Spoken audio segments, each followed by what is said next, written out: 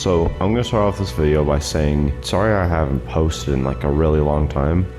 This video's taken me like a hell of a lot of time, so sorry about that, but that's not why I'm here. Rather, I'm here to talk about how I think Gorilla Tag can still come back. So if you've seen that video I posted, then you'll know that there's a few reasons I think Gorilla Tag has kind of been on a bit of a downfall lately. And so I spent the last few weeks thinking about how if I worked at another Axiom, how I would fix it, and I think I have my answer. But before that, I'm going to add on to the video I posted a little while ago by making some other points towards why I think this game's on falling off. Okay, starting by addressing the elephant in the room. Here, you can spend a monthly subscription on a free game that doesn't do much.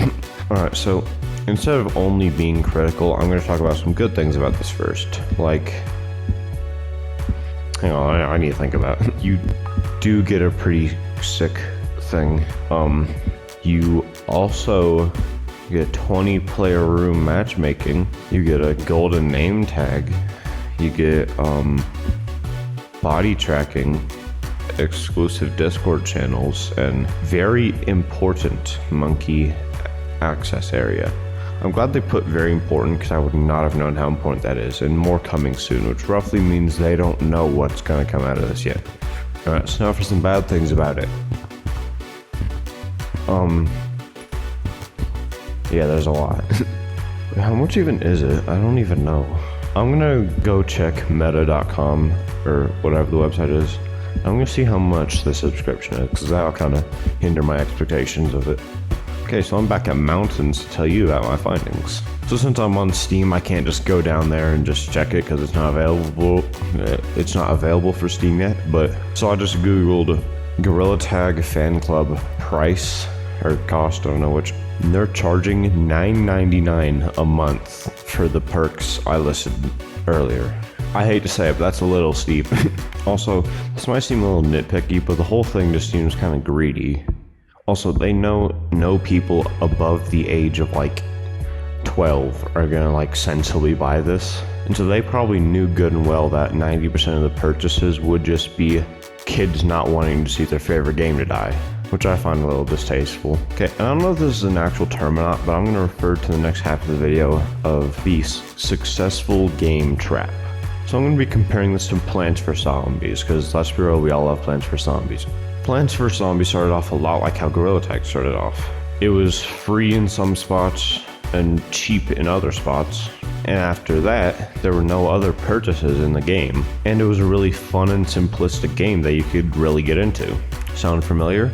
And as Gorilla Tag and as another Axiom grows into a bigger game platform, then they're starting to take the big game approach and make it all about money. I mean, that's why Nintendo's starting to get hated and why EA's been hated for decades now. Because when EA bought Plants vs. Zombies, it turned into microtransaction slop that you couldn't really do much without, and it also just turned into a different game as soon as the corporation became big. Gorilla Tag's starting to throw away what made it good.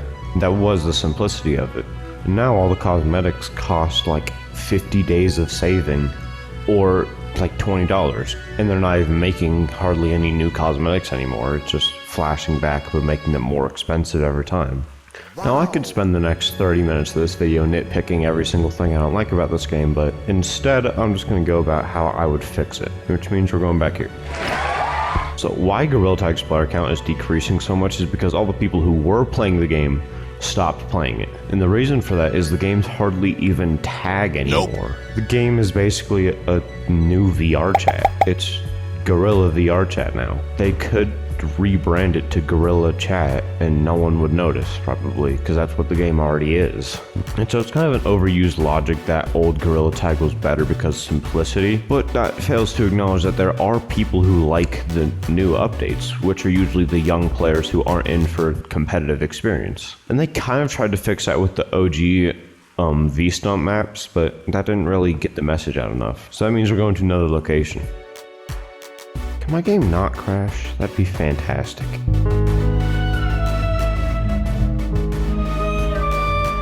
So without wasting a lot more time, here's how I would fix it.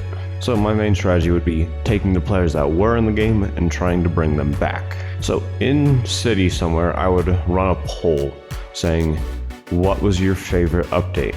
Say it was like Christmas 2022, because that's what everyone would vote. So how I would bring the players back, but still keep the current players, is I would acknowledge the best of both worlds. Hi, Doug. And I would... That was cool. Wow. So I would use the data from the poll in city. I would make a second version of Gorilla Tag called Gorilla Tag Legacy, and it's exactly as the name implies. It is an old version of Gorilla Tag put into the spotlight. So say it was Christmas 2022.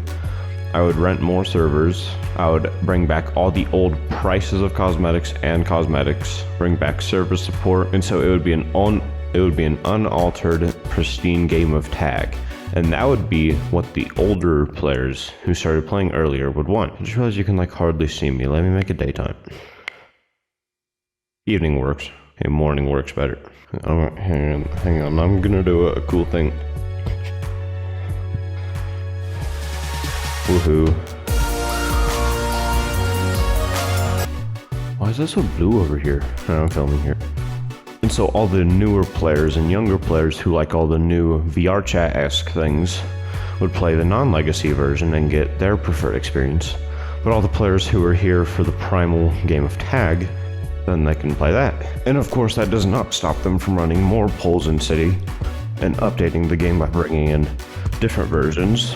Also, it is completely optional, meaning that if you don't want to play the old version, you don't really have to, and if you don't want to play the new version, you also don't have to. So I know of a lot of players who used to play this game a lot until they started making it VR chat. This would bring them back, and because the purchases will be cheaper, there'll be a lot more purchases and they'll make their money back off of the servers. And say that they wouldn't make a whole other game by chance. They could just make it like a game mode, like on the computer. Imagine if you could just like go down to the legacy tab and just kind of enter that, then it just puts you in legacy mode. That'd make it really convenient, and it takes hardly any maintenance. Just like old bug fixes, really, but they've already done that. To me, I really don't see a downside, but if you do, feel free to leave it in the comments. I might make a follow-up and a refined version of this strategy. Now, in the wise words of Tom Petty, what goes up does come down, and Gorilla Tag might just be another example of that, and it may never see the popularity it once did ever again. But this is what I would do to at least start going down that road and gaining back at least half of the players that once were there. There are so many games that put money aside and started listening to their community that are now like #1 games. What I'm trying to say is Gorilla Tag isn't too far gone. So if Gorilla Tag added a legacy game mode focused more on tag, would you play it? And so it's like an old version of the game. I think I'll play that. Alright. Well, thank you. Do you want to answer questions for a video? Sure. So, if Gorilla Tag added a legacy game mode focused more on, like, tag, would you play that?